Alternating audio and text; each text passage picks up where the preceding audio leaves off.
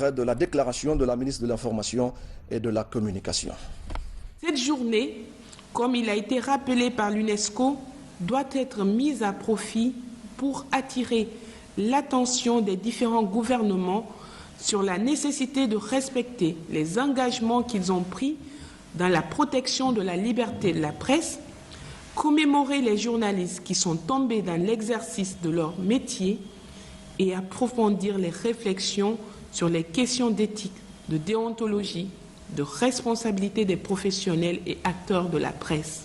En République de Guinée, cette liberté a été réitérée et garantie dans la Charte de la transition, notamment en son article 34, ce qui dénote de la volonté à sauvegarder et promouvoir l'émergence d'une presse libre et responsable des plus hautes autorités guinéennes, au premier rang desquelles son Excellence Monsieur le Président de la Transition, colonel Mamadi Doumbouya, et l'ensemble du gouvernement sous le leadership du Premier ministre Mohamed Beavogui. À ceci, on peut fermement affirmer qu'en Guinée, aucun journaliste n'est présentement détenu pour l'exercice de sa fonction depuis l'avènement du CNRD.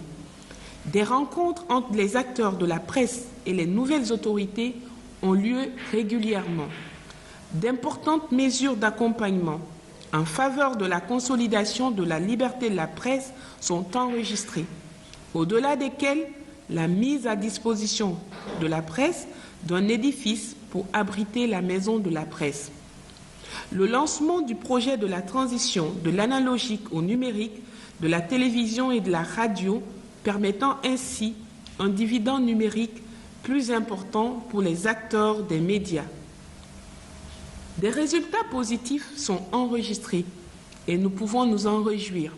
Cette année, la célébration de la journée de la presse est placée sous le thème « Le journalisme à l'ère du numérique ». Comme dans tous les autres métiers, de nos jours, le numérique est un outil incontournable pour le monde médiatique.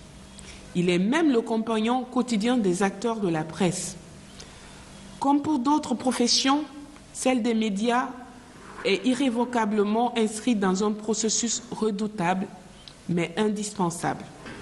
Cela fait que les médias doivent plus que jamais se réinventer pour relever les défis actuels et saisir les immenses opportunités que nous offre aujourd'hui le numérique. Et puis, le ministre